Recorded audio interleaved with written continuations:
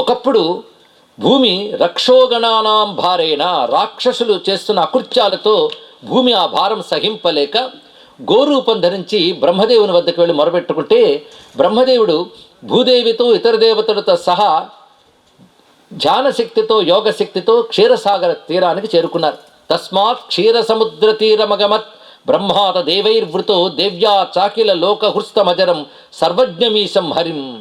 సర్వజ్ఞుడు పరమేశ్వరుడు హరిని అనగా శ్రీమన్నారాయణ్ణి స్తుతించి విషయాన్ని ప్రస్తావించే సమస్య తెలియజేయగానే అప్పుడు నారాయణుడు బ్రహ్మదేవునికి సాక్షాత్కరించి తెలియజేశాడు, నేను త్వరలో భూమి యందు అవతరిస్తాను అని.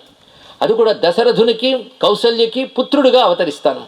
ఈ కౌసల్య దశరథులు ఎవరో కాదు, వీరే అదితి కశ్యపులు అనే మాటను తెలియజేశాడు. ఎందుకంటే అదితి కశ్యపులు అనేది దేవమాత అదితి, సర్వదేవతలకి తల్లి ఆవిడ, దేవతలకే దేవుడైన వాడు నారాయణుడు. అటువంటి నారాయణ్ణి మళ్ళీ ప్రసవించాలి అంటే సామాన్యుల వల్ల అవుతుందా? దివ్యాంశ లేని వారు పరమాత్మని గర్భంలో ధరించడమే కష్టం అండి. అందుకే వారు ఉభయులు కూడా అదితి కశ్యపులే కౌసల్య దశరథులుగా భూమి మీద ఉన్నారు. నేను ఆ కశ్యపుడికి ఇచ్చిన వరం ప్రకారం, అదితికి ఇచ్చినటువంటి అనుగ్రహం ప్రకారం అవతరిస్తున్నాను అని తెలియజేసే విష్ణు అంతర్ధానమయ్యాడు. ఈ సమయంలో అయోధ్యలో అయోధ్యాధిపతిర్వీర సర్వలోకేష విస్తృత అథ రాజా దశరథ శ్రీమాన్ సత్యపరాయణ. సత్యపరాయణుడైనటువంటి దశరథుడు. ఎందుకంటే రాముడు అవతరించాలంటే ఉండవలసిన సులక్షణాలండి. అటువంటి సులక్షణాలన్నీ మూటకట్టినటువంటి ఉత్తమ వ్యక్తిత్వం దశరథునిది, కౌసల్యది.